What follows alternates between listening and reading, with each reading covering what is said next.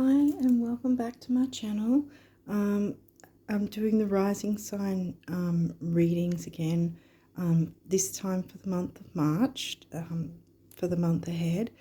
And we're obviously starting off with the first sign, Aries rising, to get an overall idea of what might help you to navigate the month of March 2023. According to your birth chart, if you haven't already seen these videos. And if you haven't, if you're a new subscriber, welcome, and welcome back to my regular subscribers. Now, with these, I've pre-pulled the first 4 decks because they cover the actual astrology, and then after that I'll be moving on to some numerology guidance cards, and after that we'll get some notes from the universe on abundance. Everybody needs some abundance messages, I think. It's always good to have those. And then we'll finish off with some guardian angel messages from there. Now also I've been guided again to not go into the guidebooks like I've been doing. Excuse me. So yeah, we'll see how we go. I have made some notes because I was sort of thinking I didn't want to forget anything because I've been a bit with when the asteroids. I don't know a lot about the asteroids, so I made some I made some notes in case I get stuck. But yeah, so if I get guided to use the guidebook later, then so be it. But as far as I've been shown so far, that that I don't need the guidebook to jump into that. So spending all that time now. So let's get into your reading to see what energies you'll be able to best work with to navigate March. What was I going to say also? Yeah, I don't think there's any major transits, like no retrogrades or things like that, because I think it's going to still be a while until we get the pre-shadow effects of Venus retrograde, because she's going to be in a few months' time, but not right now. So anyway, let's get cracking and see what is for you guys for Aries rising. Capricorn's in your 10th house, because for Aries risers, if you're not already aware, your rising sign means that you've got a natural natal chart. What that means is each house has a theme to it, and the theme always corresponds to a sign. Starts off with Aries, first house, second house, Taurus, and so on. Gemini, Cancer, Leo, Virgo, 12th house, Pisces, and so on. And so for you having your rising sign in the first house, it's Aries ruled anyway, if that makes sense. So every single sign will be in its own house as well, if that makes sense. Because say, for instance, if you were Taurus rising, would be pulled back. So Taurus would be in your first, then Gemini would be in your second, and that would change things as to how that house affects you. Okay, so we've got Mars. Well, now Mars is direct, and also Mars is the ruling planet of the Aries sign. Waxing gibbous. Okay, so waxing is heading towards the full moon. When it's waning, it's heading away from and towards the new moon. First house, wow. Okay, so there's something to do with your rising sign for sure.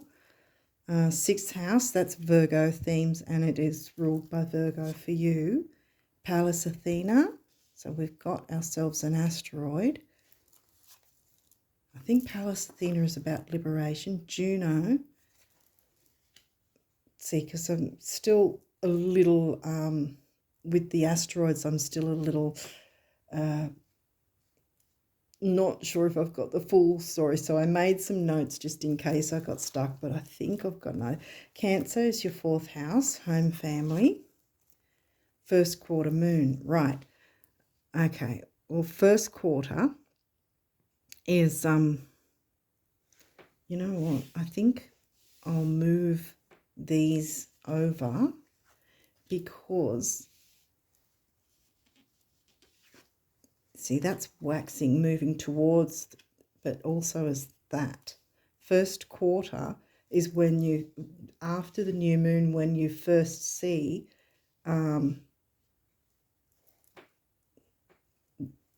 when you first see, well, it's supposed to be when you first see the illumination of the moon.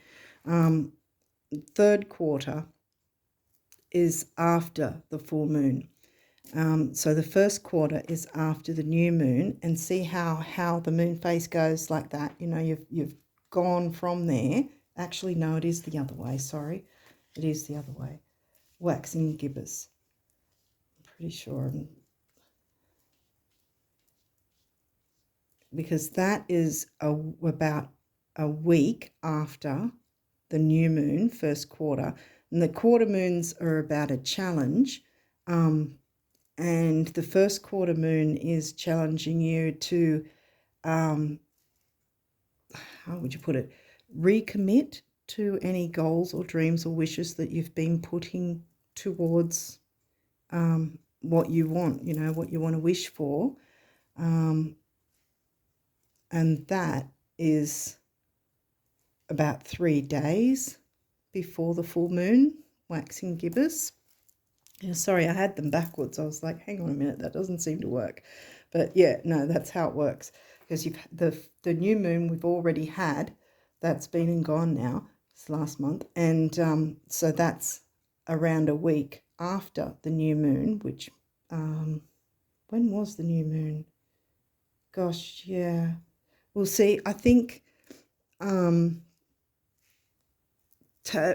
take note of the time frame that was. And did you recommit to goals at that time? This could also be when you're heading to the next full moon. As I'm doing this, we are heading to a full moon.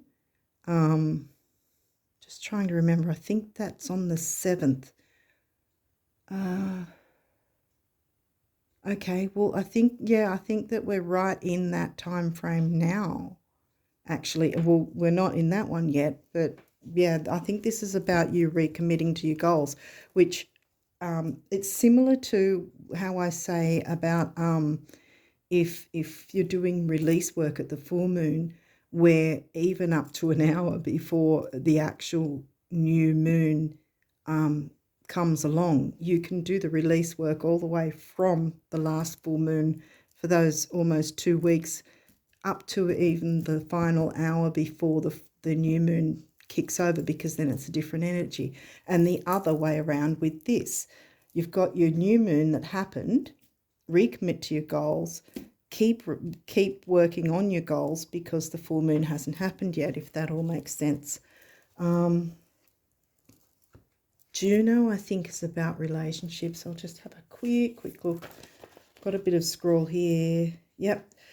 It's about committing, but it's also, see, it could be either you're needing to recommit to your dreams and goals. It might be 2 separate things, but it's not just about committing. It can be committing to yourself in that, do you want to be in a relationship? And if that's not in question, it's about, how do you put it? Who's not? How do I want to say this? What you're bringing to the table and what the other person in whatever relationship is bringing to the table. Are you meeting each other's needs? Is that something you might have to sort of look at and recommit each other, recommit to, you know, being more aware of each other's needs. Pallas Athena. Pallas, I think, is about your liberation. Sorry, I'm just having a look at my notes. Yeah, it's really about liberation. Being the warrior, not necessarily Mars aggressive, but it could be in the sense of being aggressive with going after your goals and maybe the balance, the Libra balance. Libra hasn't come through yet, but we'll see if anything else comes through. Because, see, you've got home family here, so it might be relationships with the family. You started off with Capricorn, 10th house Capricorn, 10th house, 10th and 9th. Somewhere up the top there, you'll always see the letters MC. They're usually in capital letters. MC means your working life. Right opposite is your home life, the IC, Immancoli. So midheaven and Immancoli, because it's literally at midheaven. That's why it's called midheaven. And then you've got your ascendant or rising sign, always on the left, 9 o'clock if you want to put it at a clock thing. And then right across, you'll have on the right side your descendant. And your descendant is Libra, which I just mentioned before. Yeah, so with your ascendant and your descendant, you've sort of got to, over the course of your life, we have to work out how to balance both energies. And it's the same with the work and home life, you know, balancing those energies too. Uranus. Okay, well, your potential for sudden change, enlightenment and awakening. That's not necessarily a bad thing, because see, it says enlightenment and awakening, because sometimes change is a good thing, you know, and if you're aware of things, you have that sort of power to within that change, if that makes sense. Like you're not going to have things happen and be victim to it, so to speak, that you have a part to play, that yeah, meeting each other's needs. Gemini, well, there's your third house. The energy is communicative, mischievous, lively, witty and informative. Stimulating exchange is possible. Stimulating exchange, what was I saying about, you know, give and take and working out what each other can bring to the table, because with any relationship, whether it's romantic, family, whatever, there needs to be a balance. There's always going to be more than one person in a relationship of any kind. So it can't be one-sided, you know. You can't be giving like a Virgo or Capricorn perhaps, but neither can the other person. So there's got to be a balance. Mercury, and Mercury is the ruling planet of Gemini and Virgo. How you think, communicate, write, talk and travel. I've got a couple of these. 12th house, okay. We've got some Piscean themes here. This might be about fears as well, or self-undoing. That's the negative side, but there is positive sides like spirituality and beauty, which also Libra likes, and Taurus to a degree too, but you haven't got those yet. This is the area of your life that is overwhelming. You yield to a greater cause or power. Yeah, because it can be overwhelming if it's not balanced. Yeah. Neptune, wow. Yeah, Neptune is the ruler of the Pisces sign in 12th house. Your fantasies, yearnings, longings, and potential for illusion.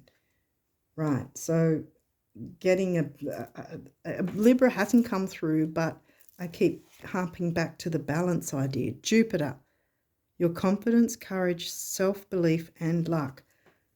Jupiter's the ruler of Sag in your 9th house. Both of those haven't come through yet, but we'll keep going. Venus, well, like I said, she's not in pre-shadow yet. So, and this is about love. And love, again, can be any relationship. Doesn't have to be romantic. Family, friendships, anything. There's many forms of love. Here we go, Sag. Sag has come through. And like I said, Jupiter is the ruler of Sagittarius, so it's all sort of... and ninth house, okay. So what have we got so far? We've got sixth house came through once. Your ascendant obviously came through. Ninth house, Sag. Sixth house is twice. And that's about health and duty. It says craft here. So it could be to do with herbalism, I want to say. Creating things, creating healthy things, creating healthy environments, maybe even. Sag is about travel, the voyager, seeking, expansion, growth. Because that's the thing as well. A lot of the time you hear, "Oh, Jupiter's the lucky planet." It's really that it expands. Wherever it is, it expands. If Jupiter happens to be in the 8th house or in Scorpio, that's not so much fun, and it's certainly not really seen as lucky, because the 8th house is about debts, taboos, shared income, resources, and all that sort of thing, having to answer to others.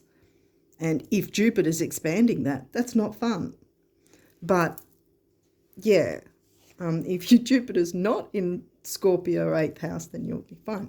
Pisces has come through. Neptune 12th house, Pisces. So there might be some fears. This is the mystic. See, this is the it says here on the card, the mystic, because Pisces is also very spiritual, intuitive.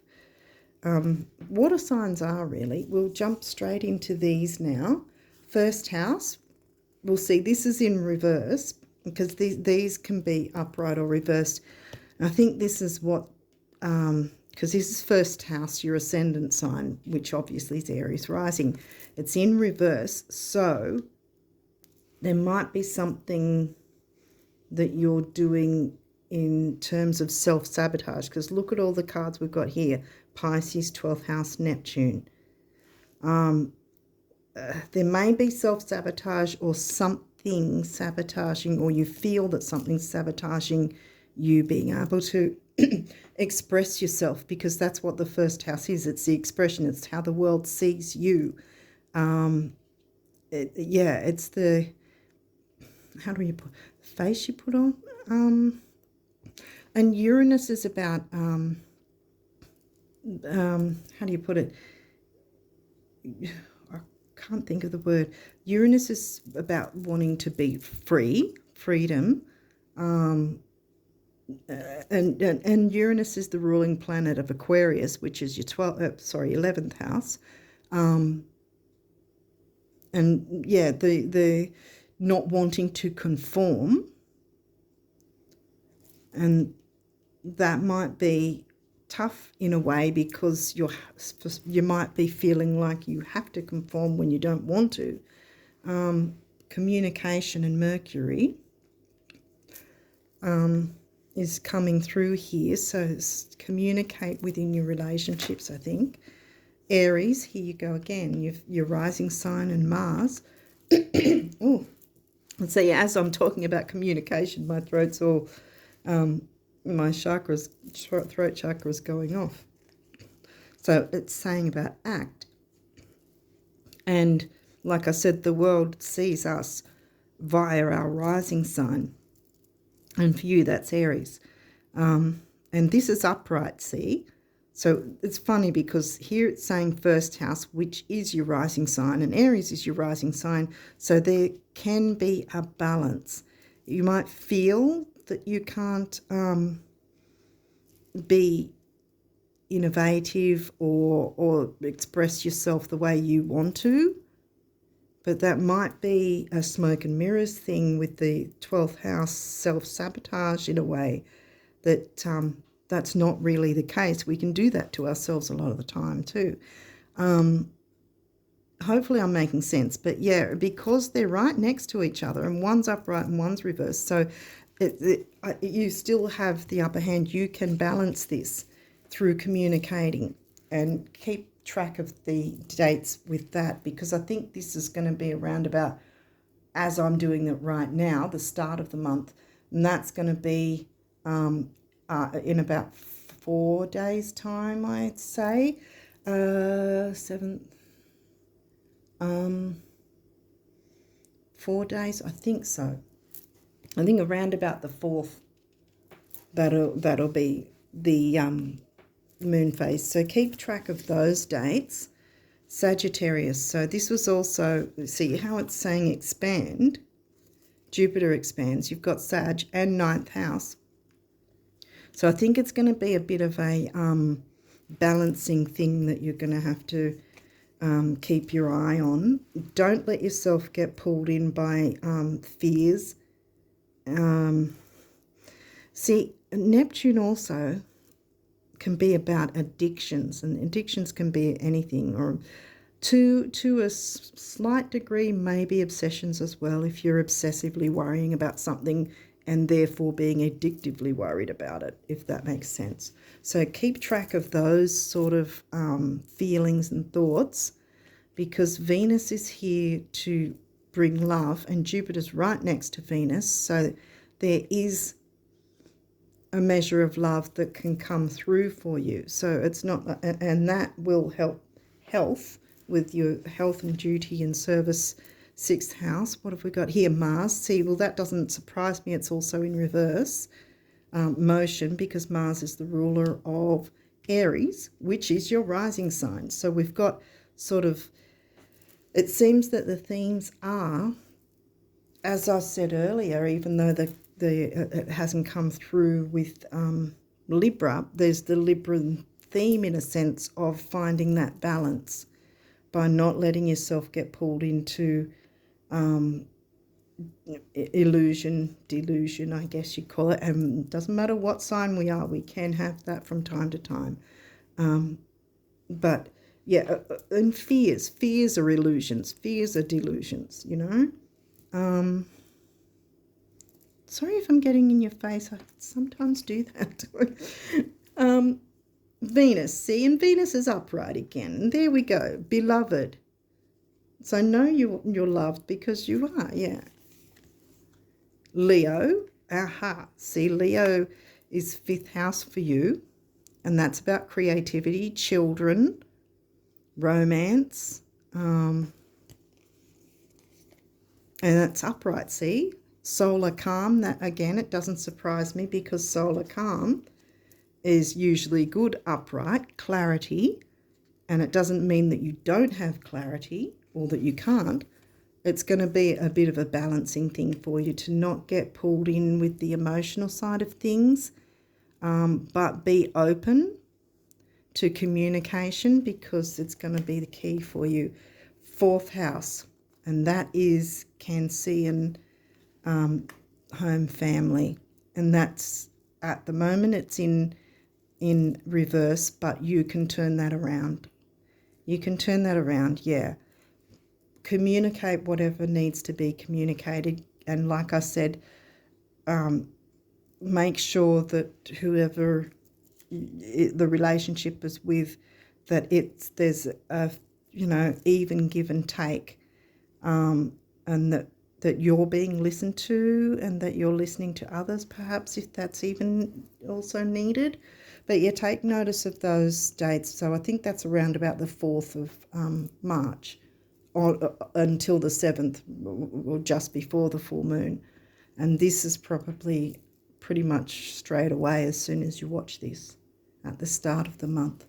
Okay, so we'll now, hopefully that made sense. Now we'll look into the numerology and see what numerology comes through. I think that one wants to come through straight away because it's sticking right out. Environment. And look, we've got a master number, 44. comes to an 8. That's about money, security, stability. And 4 on its own is the builder number, and that's double 4. So it's, and with 2 numbers, so there's something to do with relationship and building on that, which you can do before the full moon, because there's still that new moon energy time. Even though, yes, okay, surrender. Yeah, surrender the any fears and doubts and worries and self-sabotage. You don't need to be on your own back for things. And look, we've got 9, which is beginnings and endings. What else does it mean? I've forgotten. What else does 9 mean? I think 9's a pretty good number though. And 1 is personal power as far as I can remember. And by doing that, by doing the surrendering, you're going to do that. You're going to get that personal power that you need.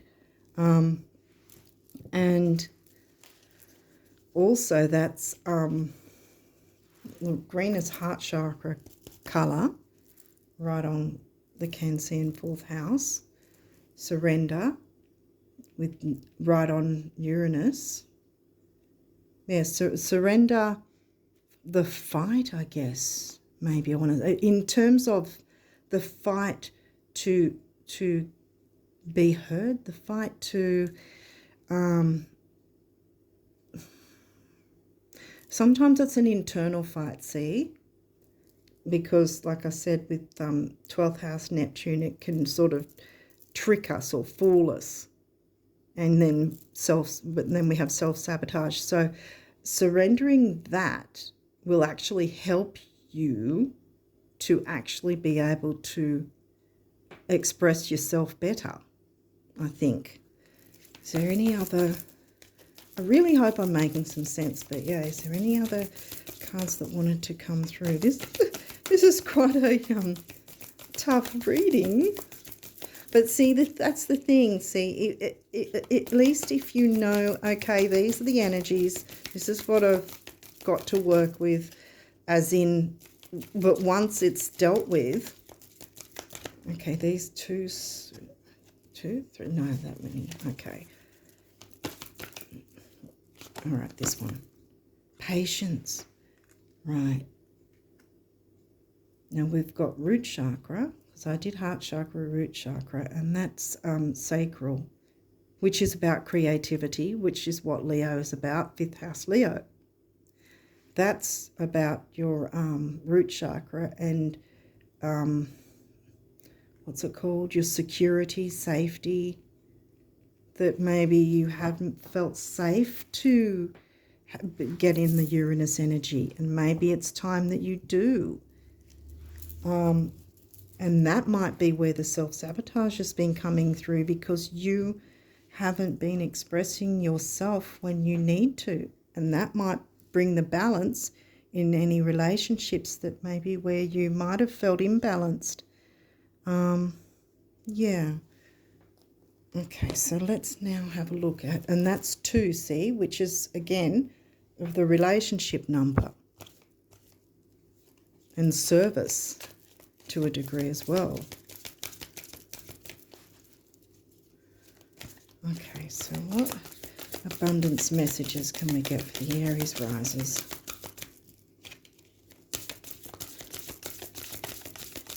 What do they need to know for March?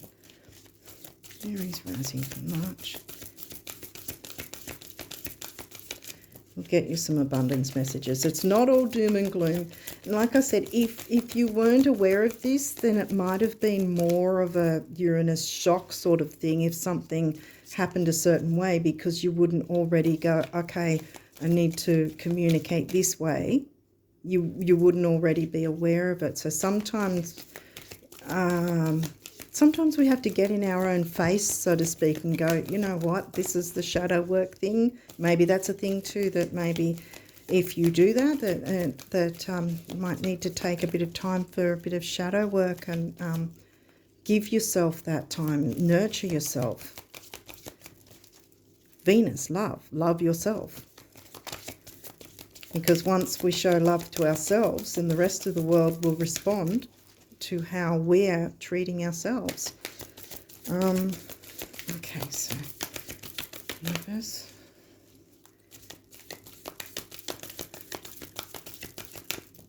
You want to come through? Okay. I don't know if the camera is picking it up. It's not, I can't see through, so I have to read it off camera. Something wonderful is happening for you right now from me, the universe. Yeah, see this, if you haven't watched these before, these are, this deck is as if the universe itself is speaking directly to you. And they have quirky messages. And look, see, something wonderful, straight up. It says something wonderful. Oh, there's one jump. Yeah, it's the end. Okay. Have I got it right up? Yeah, that way. Okay. And it says, it's not a matter of whether or not you can afford it, swing it, or handle it. It's a question of whether or not I can. And I can, the universe. So here we go again, reiterating, something wonderful is going to happen. I was hoping that this was going to, so I was like, because sometimes it will do that where they'll get me shuffling for a while and then finally bring them out. So is there any other messages for the Aries risers to navigate March 23? Ooh, what? Both? Did you want this? No? Okay.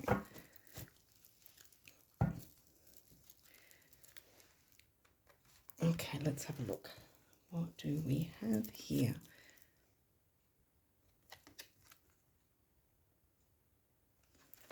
Okay. Do wealthy people have to spend all their money to feel wealthy? No, that's silly. They don't even have to spend a cent, do they? Oh, you so have it made, the universe. So, yeah, because we started with Capricorn, and Capricorn's about like career and ambition, which is often to do with money. So if there's been money worries, stop worrying about it. You don't have to spend a lot to get a lot, sort of thing.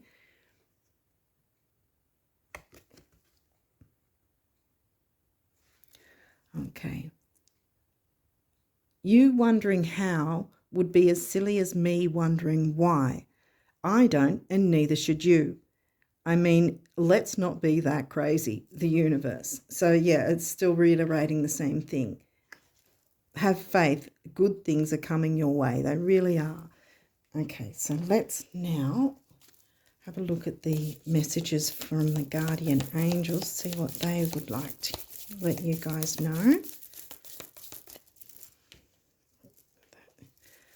Hopefully this has made sense. But yeah, I'd be inclined to check the dates. If you do moon work, which is what I always sort of ramble on about, completely swear by it.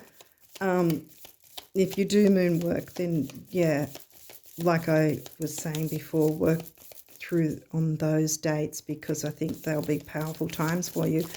If you don't do moon work, just make note of those dates, which will be, here you go, healing, which will be around, well, from the 1st of March right up until, really, right up until the 7th before the full moon happens. Hang on. Oh, that one too. What have we got here? Did you want any more or are we done? Aries rises for March. No, okay, we're done. Okay, so what did we get? Got healing. All right. I don't know if you're able to see it clear enough, but I'll read it anyway. Okay, healing. Listen to your heart. Love is the greatest healer. It has the capacity to balance and heal your emotions, thoughts, and perceptions. which in turn will heal you physically. Your angels are here with you and will help dissolve your fears. Yes. Don't let the fears get the better of you. Will help dissolve your fears. Where are we up to? Trust in the power of love to guide you, and your life will magically transform. This card is confirmation that healing is occurring right now. Yay. And look, we've got purple there. Self-criticism. We, your angels, ask you to please be more compassionate towards yourself. Observe the times when you have critical thoughts about you and make an effort to replace those negative thoughts with positive, loving ones. You are a wondrous being of light. Even if at times you think you are less than perfect, remember that God and divine perfection exist in all things, even you. Prayer. Dear guardian angel, help me to be flexible in my attitudes and beliefs. Help me to not fear the transient nature of life. Help me to remember the eternal light which emanates from my soul and the eternal light which emanates from the heart of every living thing. Help me to remember that I am eternally guided and loved by God and all creation. Wasn't there somewhere else? Beloved, yeah, Venus. Venus came through a couple of times. And then we've got judgment. Let go of your fear of being judged. You are good enough. It is time to release all that you have kept safely locked away in your heart. Your true essence and potential have been restricted by structure, Capricorn 10th house, structure and method for long enough. Method and structure is also Virgo. There is no right or wrong way. Just be you. Just be you. Uranus, be you. Exactly. And look, it's here. I mean, yes, there's a fair bit of heaviness, but clear away what you can, because you can still work on things you do want now. You don't even have to wait for it. And look, wonderful things, something wonderful is happening for you right now. The universe has got something in store for you that you're going to be happy with, and it's going to make you smile. Let go of the self-criticism, the self-judgment. And yeah, that could be the Juno thing as well. What are you bringing to the table in the relationship with you? That might be something that you might want to question as well. How are you treating you? How are you speaking to you in your mind? What are you telling yourself? What do you tell yourself when you look in the mirror? Sometimes we do have to sort of take a bit of a stock take on what's going on in that way, and whether we're speaking kindly to ourselves. And like I was saying earlier, that's the sort of thing as well. Communicating that, communicating how we feel about ourselves communicates it out to the world. And then, you know, if we don't think we're good enough, then we're not going to get the we're not going to be open to the experiences that will then come back to us showing us that we're good enough, because we don't believe it ourselves. And that's where it's got to stop. Wow. But the healing is taking place, and you have the promise that good things are coming. The universe has got your back. You need to trust and believe that that's the case. So work on the communication thing. We didn't have the Libra, so I'm really thinking that this relationship sort of balance thing has been about maybe an internal conflict, perhaps, with all the fears and everything. So clear away that, because you don't need that to drag you down anymore. You've got dreams and goals and wishes to manifest, and the universe wants to work with you to bring them forward. So show the world. You know, bring your rising sign out for the world to see in a way that you will be happy to have come back to you. You know, if that makes sense. Yeah, so I hope this has helped you. Yeah, and I wish you all the best because good things are coming your way. Yeah, so I wish you all the best. Until next time, bye for now.